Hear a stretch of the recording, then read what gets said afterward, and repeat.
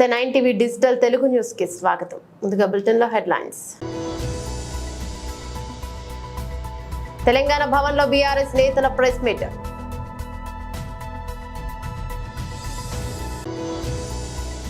పౌర సరఫరాల శాఖ ఆధ్వర్యంలో రైతు బజార్లో బియ్యం, కందిపప్పు కౌంటర్ ప్రారంభిస్తున్న శ్రీ నాదెండ్ల మనోహర్. బీజేపీ నాయకుడు శ్రీ మనోజ్ తివారీ న్యూఢిల్లీలోని బీజేపీ ప్రధాన కార్యాలయంలో విలేకరుల సమావేశం. పోలవరం ఎడమ కాలువ పనుల ఫోటోల ఎగ్జిబిషన్ ను పరిశీలిస్తున్న సీఎం చంద్రబాబు.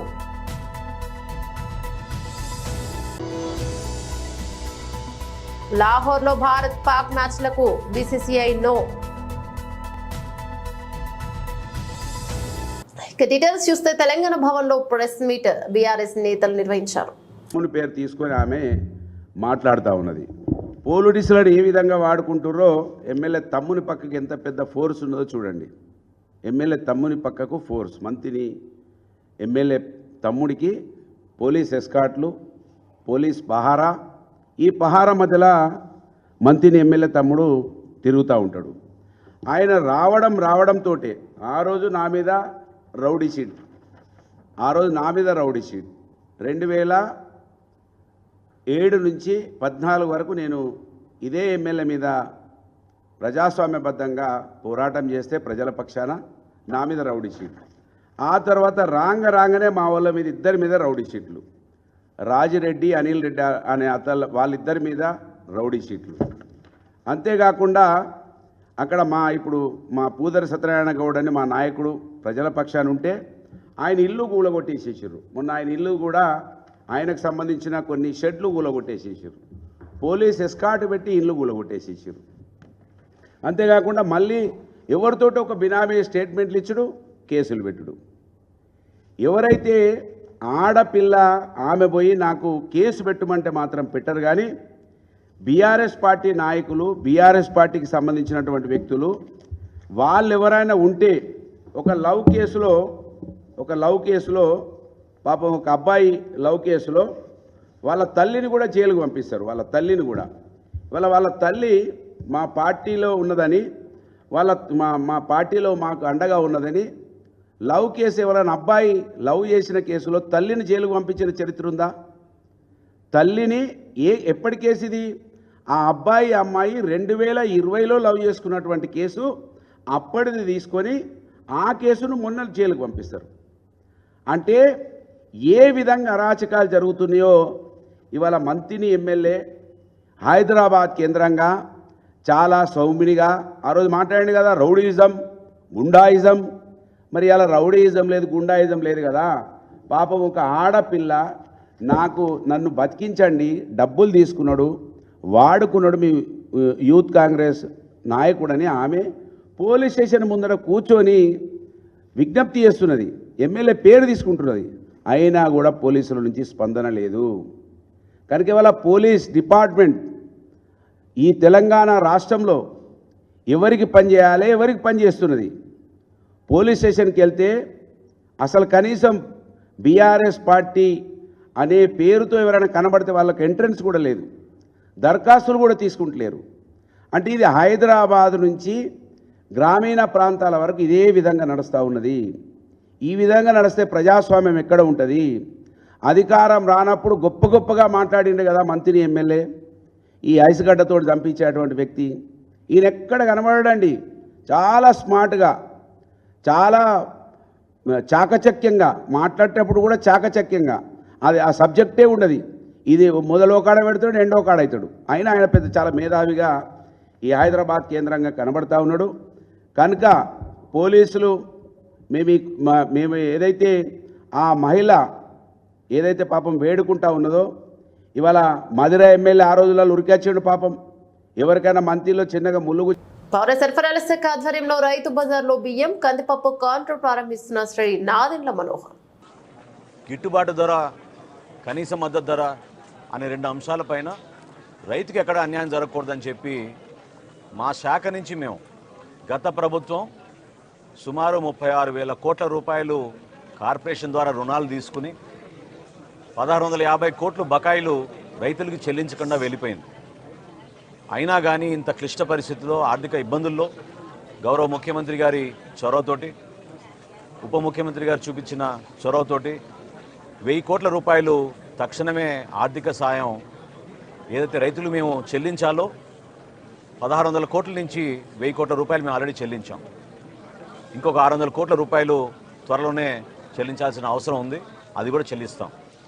అందులో భాగంగా ఒక సమీక్షా సమావేశంలో ముఖ్యమంత్రి గారు ధరల గురించి ఒక స్థిరీకరణ తీసుకురావాలనే ఆలోచన వచ్చినప్పుడు అధికారులు మీ అందరం కూడా రాష్ట్ర వ్యాప్తంగా ఉన్న రైస్ మిల్లర్స్ని, హోల్సేలర్స్ని, రీటైలర్స్ని, సప్లయర్స్ అందరిని కూడా ఆహ్వానించి ప్రజలు ఎదుర్కొంటున్న సమస్యలపైన స్పందించాల్సిన బాధ్యత సమాజంలో మీకు ఉంటుంది. ఇదో కుటుంబ సమస్యగా మీరు కూడా భావించాలి. ఎందుకంటే ప్రతిరోజు ధరలు విపరీతంగా పెరిగిపోతున్నాయి. కందిపప్పు 181 రూపాయలు కిలోకి అమ్ముతున్నారు మార్కెట్లో. సామాన్యులు పాపం చాలా ఇబ్బంది పడుతున్నారు. వాటి గురించి చర్చించినప్పుడు వాళ్ళందరూ కూడా పెద్ద మనసుతోటి రాష్ట్ర వ్యాప్తంగా ఒకే ధర అందించాలనే ఒక ఆలోచనతో ఒక 4 రోజులు కసరత్తు చేసి మా అధికారులంతా ఈ రోజున సుమారు 284 అవుట్లెట్లలో ఈరోజు కందిపప్పు ప్రతి వినియోగదారుడికి కేవలం 160 రూపాయలు కిలో చొప్పున అందిస్తున్నాం. అదేవిధంగా సూపర్ ఫైన్ రైస్ క్వాలిటీ 49 రూపాయలు కోటి, 48 రూపాయలు కోటి. ఆ రైస్ కూడా ప్రతి ఒక్కరికి అందుబాటులో ఉంచేటట్టు రోజుకి 391 క్వింటాళ్ళు మెట్రిక్ టన్నులు దాదాపు మాకు ఉన్న స్టాక్ని మేము బేస్ చేసుకుని రాష్ట్ర వ్యాప్తంగా ఈ రోజున 125 క్వింటాళ్ళ కందిపప్పు ప్రతిరోజు అందుబాటులో ఉంచేటట్టు మేము ఒక నిర్ణయం తీసుకుని వినియోగదారులకు అందిస్తున్నాం. వీటితో పాటు మేము రాబోయే రోజుల్లో ఖచ్చితంగా వీళ్ళందరికీ కూడా పంచదార కానివ్వండి, కందిపప్పు కానివ్వండి, రాగి కానివ్వండి, మిల్లెట్స్ కానివ్వండి, ఇవి పంపిణీ చేయాలని ఒక ప్రణాళిక సిద్ధం చేసుకుంటున్నాం. మనస్ఫూర్తిగా ఈ పండగ వాతావరణంలో ప్రతి ఒక్కరు పాల్గొనాలని గౌరవ శాసనసభ్యులు ఈరోజు ఏ విధంగా ప్రసాద్ గారు వచ్చి ఈ కార్యక్రమాల్లో పాల్గొన్నారు, జిల్లా యంత్రాంగం అంతా కలిసి వచ్చిందో, కలెక్టర్ గారికి వాళ్ళ సిబ్బంది అందరినీ జిల్లా యంత్రాంగానికి మనస్ఫూర్తిగా నేను ధన్యవాదాలు తెలుపుకుంటున్నాను. ఈ కార్యక్రమాల్లో పాల్గొనాల్సిన బాధ్యత మనకి ఎందుకు ఉందంటే రైతు బజారుల్లో ఈ పంపిణీ చేస్తున్నప్పుడు మనందరం కూడా ప్రజాప్రతినిధులుగా ప్రజలకి అర్థమయ్యే విధంగా, తెలిసే విధంగా అందరూ కూడా ఈ సౌకర్యాన్ని ఉపయోగించుకునే విధంగా ముందుకు రావాలి. సో ఈ కార్యక్రమాల్లో పాల్గొని విజయవంతం చేసినందుకు, మమ్మల్ని ఆహ్వానించినందుకు పెద్దలు గద్దె రామ్మోహన్ గారికి, అదేవిధంగా ఇక్కడ ఉన్న పార్టీ నాయకులందరికీ కూడా మనస్ఫూర్తిగా నేను ధన్యవాదాలు తెలుపుకుంటున్నాను. భవిష్యత్తులో మేము చేయబోయే కార్యక్రమాల్లో రైతుకి ఖచ్చితంగా న్యాయం జరుగుతుంది, వినియోగదారుడు కూడా అదేవిధంగా సరైన ధరల్లో నాణ్యమైన సరఫరా చేసే విధంగా సరుకులన్నీ కూడా మేము అందిస్తాం. దీంతో పాటు మేము రాష్ట్ర వ్యాప్తంగా ఎక్కడ కూడా పొరపాటు జరగకుండా మా పబ్లిక్ డిస్ట్రిబ్యూషన్ సిస్టంలో సామాన్యులకి అందించాల్సిన రైస్ని ఎక్కడ కూడా పొరపాటు జరగకుండా, అవకతవకలు జరగకుండా అందించే బాధ్యత కూడా మేము తీసుకుని అన్ని ప్రాంతాల్లో మేము దాడులు చేసుకుంటూ ఎక్కడ కూడా పొరపాటు లేకుండా మిల్లర్స్ అందరినీ కూడా సహకరించమని నేను కోరడం జరిగింది. దానికి వాళ్ళు మనస్ఫూర్తిగా ముందుకొచ్చారు.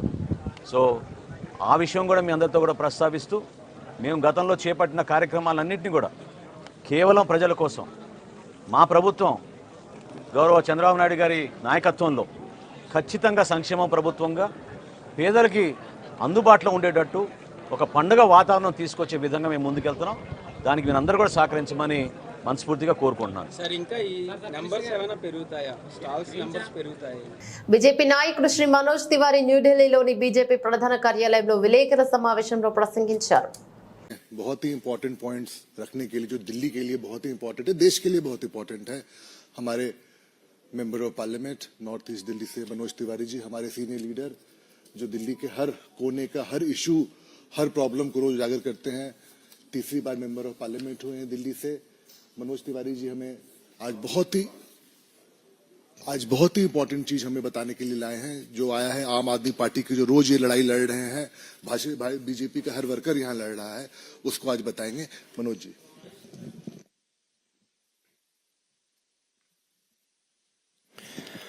धन्यवाद प्रत्युष भाई. दोस्तों, सबसे महत्वपूर्ण बात आज की इस प्रेस कॉन्फ्रेंस में ये है कि अभी तक तो हम लोग देखा करते थे कि किसी आरोप में, किसी घोटाले में, किसी बड़े स्कैंडल में व्यक्ति फंसा करते थे, व्यक्तियों का समूह फंसा करता था। लेकिन आज दिल्ली में एक नया इतिहास बना है, जहां शराब घोटाले में दिल्ली की जनता की, झुग्गी झोपड़ी में रहने वालों की, अनऑथराइज्ड कॉलोनियों में रहने वालों की, रेहड़ी पटरी जैसे कार्य करने वाले लोगों की सुविधा के लिए जो पैसे खर्च होने थे, उस सरकारी खजाने के पैसे को शराब घोटाले में एक बड़ा लूट करने के लिए सीधे राजनीतिक पार्टी ही आरोपित हो गई है। सीधे सीधे आम आदमी पार्टी वही जांच एजेंसी के रिपोर्ट के चार्जशीट में 38 नंबर पे आम आदमी पार्टी, एक राजनीतिक पार्टी, वही आरोपित हुई है। वही चार्जशीट में इस आरोप के साथ आई है कि इस लूट की बेनिफिशियरी ये पार्टी है और उस पार्टी का नाम आम आदमी पार्टी है। अरविंद केजरीवाल जी, उनके खिलाफ जितने साक्ष्य थे, जांच चल रही थी, जिसके तहत वो गिरफ्तार भी हैं। उस अरविंद केजरीवाल ने, जिन्होंने बार बार जीवन में कहा है कि हमारे ऊपर अगर कोई छोटा सा आरोप भी लगा तो हम इस्तीफा दे देंगे। जब केस चल रहा था, जांच एजेंसियां काम कर रही थी, जगह जगह से साक्ष्य आ रहे थे, गवाह अपनी बात कर रहे थे, तब तो खैर उन्होंने नहीं दिया इस्तीफा। लेकिन आज जब वो स्वयं ईडी की चार्जशीट में दिल्ली के शराब घोटाले में 37 नंबर के आरोपी बन गए हैं। పోలవరం ఎడమ కాలువ పనుల ఫోటోల ఎగ్జిబిషన్ ను సీఎం చంద్రబాబు పరిశీలించారు. మనకు దాంట్లో ఇక్కడ వచ్చేసింది మనం ఇప్పుడు 4 పంపులే వేస్తున్నాం సార్. ఇంకా 4 పంపులే వేస్తున్నాం. 50% కెపాసిటీ వేస్తున్నాం. 50% కెపాసిటీ సరిపోతా ఉంది కాబట్టి ఇంకా 50% కెపాసిటీ అంటే 2500 సరిపోతుంది. వాటర్ మీకు సర్ప్లస్ ఉంది. అది ఇప్పుడు అనకాపల్లి ఈ ఏరియా చేయవచ్చు. అది చేయాలంటే సార్ మనం ఇక్కడ ఇబ్బందులు ఉన్నాయండి. కంప్లీట్ చేయాలంటే మొత్తం ఎల్ఎంసీ 216 కిలోమీటర్స్ కంప్లీట్ చేయాలి. మొత్తం మాట్లాడక్కర్లేదు సార్, మాట్లాడుతుంది కోర్స్ ఆఫ్ టైం. సో ఇక్కడ నెక్స్ట్ ఇక్కడ నుంచి 2500 వాటర్ వాడుకోవాలి. ఏం చేయాలి? మనం 93 కిలోమీటర్ వరకు కెనాల్ పూజ చేసుకోవచ్చు. 93 కిలోమీటర్స్. ఓకే, 93 కిలోమీటర్స్ ఏమో ఉన్నాయి పెండింగ్. 800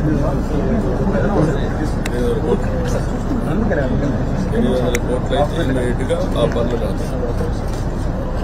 దెన్ మిగిలిన వర్క్లు ఎంత ఉంది? మిగిలిన వర్క్ ఒక 850 క్రోర్స్ ఉంటుంది. అలా ఒక 800 క్రోర్స్ అయితే మొత్తం కంప్లీట్ అవుతుంది. వైజాగ్ దాకా వస్తుంది. అక్కడి నుంచి వైజాగ్ దాకా వెళ్తుంది.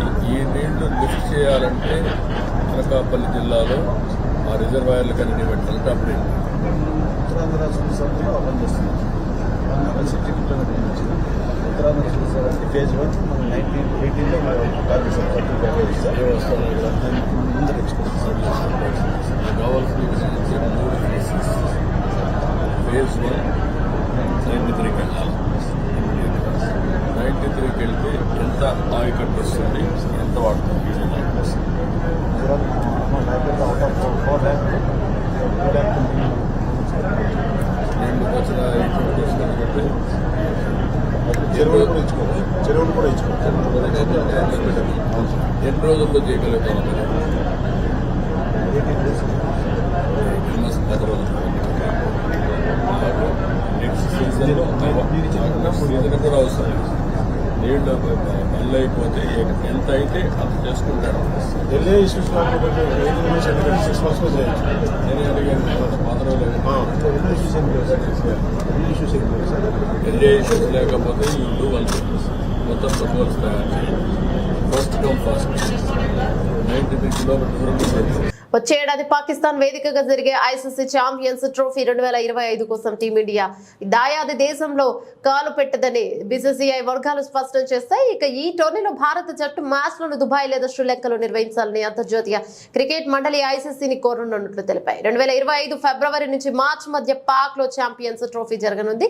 ఇరు దేశాల మధ్య దెబ్బతిన్న సంబంధాల కారణంగా 2008లో జరిగిన ఆసియా కప్ తర్వాత పాక్ లో భారత జట్టు పర్యటించలేదు. అలాగే భారత్ లో 2012 డిసెంబర్ నుంచి 2013 జనవరి మధ్య జరిగిన భారత్ పాక్ ద్వైపాక్షిక సిరీస్ చివరిది. నాటి నుంచి ఇరు దేశాలు కేవలం ఐసీసీ టోర్నమెంట్ లో ఆసియా కప్ లో మాత్రమే తలపడనున్నాయి.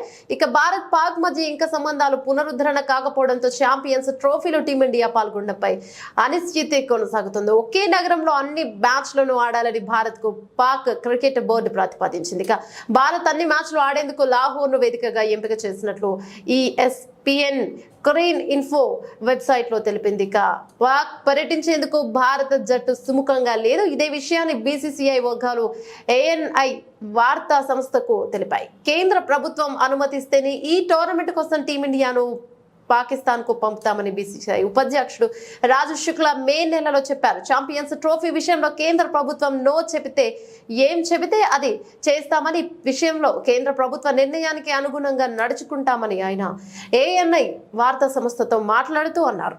ప్రముఖ సినీ దర్శకుడు త్రివిక్రమ్ శ్రీనివాస్ పై సినీ నటి పూనం కౌర్ తీవ్ర వ్యాఖ్యలు చేశారు. జల్సా సినిమాలో రేప్ కామెంట్స్ ఉద్దేశించి సోషల్ మీడియాలో ఆమె స్పందిస్తూ త్రివిక్రమ్ నుంచి ఇంతకు మించి మంచి కంటెంట్ ను ఆశించలేమన్నారు. ఈ వ్యాఖ్యలపై నెటిజన్స్ స్పందిస్తూ త్రివిక్రమ్ మీద మీకున్న ద్వేషాన్ని సోషల్ మీడియాలో వెల్లడిస్తున్నారని విమర్శించారు. వ్యాఖ్యలకు పూనం కౌంటర్ ఇచ్చారు. త్రివిక్రమ్ ఎలాంటి వాడో ఎలాంటి చెడు స్వభావం ఉన్నవాడో తనకు తెలుసని పూనం అన్నారు. ఆయనతో నీకున్న అనుభవం మంచిదయ్యుండొచ్చని, కానీ తనకు ఉన్న అనుభవం మాత్రం సరైంది కాదని చెప్పారు. జీవితాలను నాశనం చేసే స్వభావం ఉన్నవాడు త్రివిక్రమ్ అని తీవ్ర వ్యాఖ్యలు చేశారు. ఒకసారి త్రివిక్రమ్ దగ్గరకు వెళ్లి తనకు ఆయన ఏం చేశాడో, వేరే వాళ్ళ చేత ఏం చేయించాడో ఆయన్నే అడగండి అని చెప్పారు. పూనం చేసిన వ్యాఖ్యలు సోషల్ మీడియాలో వైరల్ అవుతున్నాయి. అమ్మ పేరుతో మొక్క నాటాలని, చెట్లు పెంచాలని మోదీ పిలుపు మేరకు దేశవ్యాప్తంగా మొక్కలు నాటే కార్యక్రమం జరుగుతుంది. మన జీవితంలో అమ్మ తర్వాతే అన్ని కాబట్టి అమ్మ నవమాసాలు మోసి పెంచిన అమ్మకు జ్ఞాపకంగా గుర్తుగా, అమ్మ గౌరవానికి గుర్తుగా ప్రతి ఒక్క వ్యక్తి ఒక చెట్టు నాటాలని, అమ్మ గౌరవాన్ని పెంచాలని మోదీ పిలుపుతో ఈ కార్యక్రమాన్ని చేపట్టడం జరుగుతోంది. అమ్మ మనల్ని ఎలా పెంచి పెద్ద చేసిందో అదే తరహాలో నాటిన మొక్కను కూడా సంరక్షించి పెద్దగా చేసే వరకు కాపాడి పర్యావరణ పరిరక్షణలో భాగస్వాములు కావాలి. పర్యావరణ పరిరక్షణకు అమ్మ ప్రేరణ కావాలి, అమ్మే ఒక స్ఫూర్తి కావాలని మోదీ ఆకాంక్ష. కాబట్టి అందరూ మొక్కలు నాటాలి. పర్యావరణ పరిరక్షణ మన బాధ్యత. దేశంలో పెరిగిపోతున్న ప్రకృతి వైపరీత్యాలు, మన పరిసరాలు కాంక్రీట్ జంగిల్ గా మారిపోతున్న తరుణంలో పర్యావరణాన్ని కాపాడే బాధ్యత, పర్యావరణాన్ని పెంపొందించే బాధ్యత మనందరం తీసుకోవాలని కోరుతున్నాం. అడవులు తరిగిపోతున్న తరుణంలో, పచ్చదనం కోల్పోతున్న తరుణంలో భవిష్యత్తుకు ఒక పెను సవాలు లాంటిది. భారత మాతను అమ్మ కూడా అమలా భావిస్తాం, భూమిని కూడా మనం అమలా భావిస్తాం. కాబట్టి అమ్మ పేరుతో భారత మాతను, భూమిని కాపాడాలనేది మా ప్రభుత్వ లక్ష్యం. దాంట్లో భాగంగానే మా అమ్మ పేరుతో ఈ రోజు ఒక మొక్కను నాటాను. సందర్భంగా ప్రతి ఒక్కరిని కోరుతున్నాను, రాజకీయాలకు అతీతంగా పిలుపునిస్తున్నాను. ప్రతి ఒక్కరూ తన అమ్మ పేరుతో ఒక మొక్క నాటి పర్యావరణాన్ని రక్షించే బాధ్యత తీసుకోవాలని పిలుపునిచ్చారు. భారత ప్రధానమంత్రి శ్రీ నరేంద్ర మోడీ గారి పిలుపుతో దేశమంతా కూడా ప్రజలు కానీ, భారతీయ జనతా పార్టీ కార్యకర్తలు కానీ పర్యావరణ పరిరక్షకులకు వారు విజ్ఞప్తి చేయడం జరిగింది.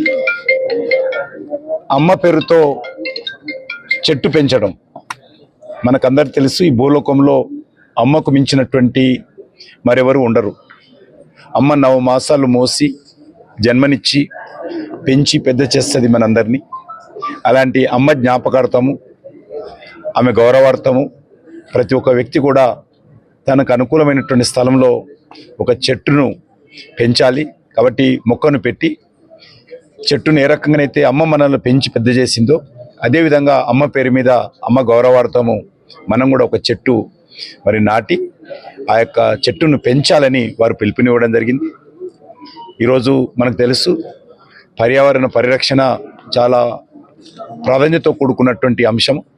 దేశంలో పెరిగిపోతున్నటువంటి అనేక ప్రకృతి వైపరీత్యాలు కానీ, దేశంలో పెరిగిపోతున్నటువంటి కాంక్రీట్ సంబంధించినటువంటి అనేక భవనాలు కానీ, లేక తరిగిపోతున్నటువంటి అడవులు కానీ, తరిగిపోతున్నటువంటి గ్రీనరీ కానీ, ఇది భవిష్యత్తుకు ఒక సవాల్ లాంటిది. కాబట్టి అమ్మాయి పేరు మీద ఏ రకంగా చెట్టు పెడుతున్నామో, భారత మాతను కూడా పర్యావరణ పరిరక్షణ కోసం భారత మాతను కూడా మనము భూమిని కూడా అమ్మతో పోలుస్తాం. కాబట్టి మరి ఈ చెట్టు పెట్టి ఇటు అమ్మను అటు భారత మాతను గౌరవించాలని నరేంద్ర మోడీ గారు పిలుపునిచ్చారు. అందులో భాగంగా నేను మా తల్లిగారైనటువంటి మరి అమ్మ పేరు మీద ఈరోజు ఇక్కడ చెట్టు పెట్టడం జరిగింది.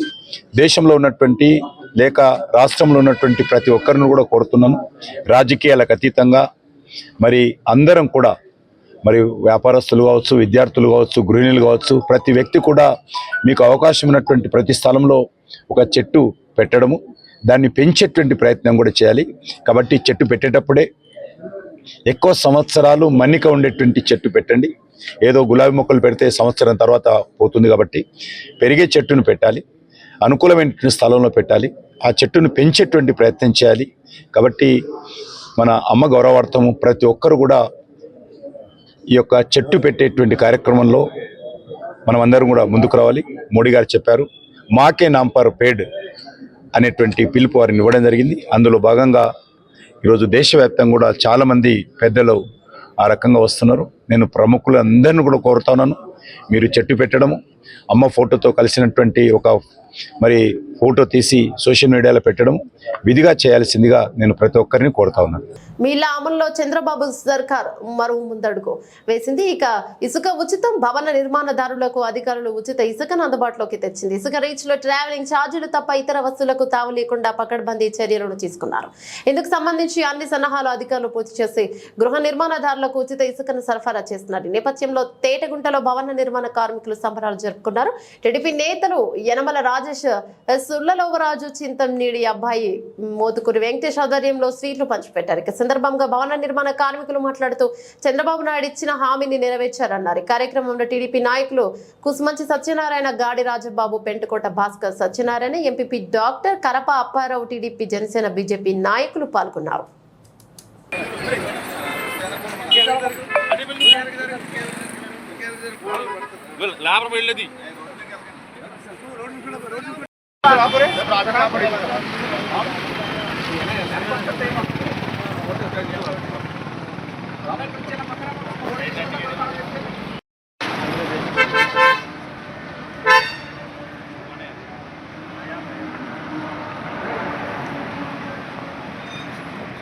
అయిందా అనేది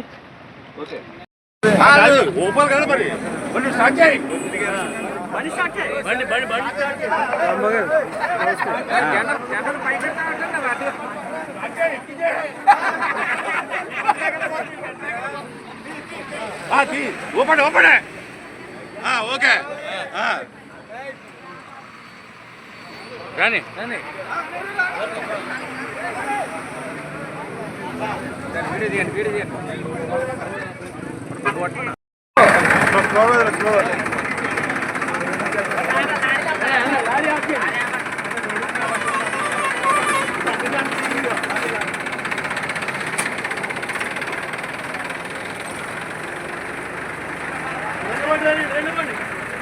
రాని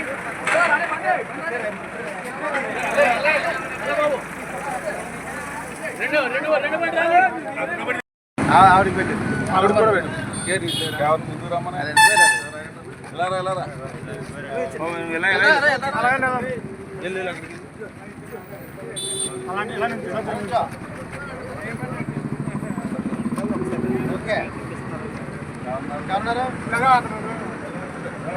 రావా స్పీడ్ తిన్నాకే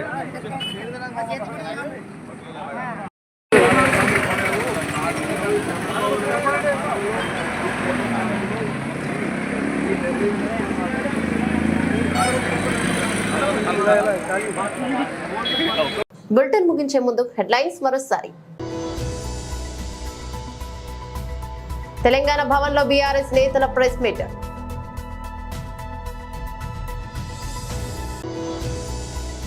పౌర సరఫరాల శాఖ ఆధ్వర్యంలో రైతు బజార్లో బియ్యం, కందిపప్పు కౌంటర్ ప్రారంభిస్తున్న శ్రీ నాదెండ్ల మనోహర్. బీజేపీ నాయకుడు శ్రీ మనోజ్ తివారీ న్యూఢిల్లీలోని బీజేపీ ప్రధాన కార్యాలయంలో విలేకరుల సమావేశం. పోలవరం ఎడమ కాలువ పనుల ఫోటోల ఎగ్జిబిషన్ ను పరిశీలిస్తున్న సీఎం చంద్రబాబు.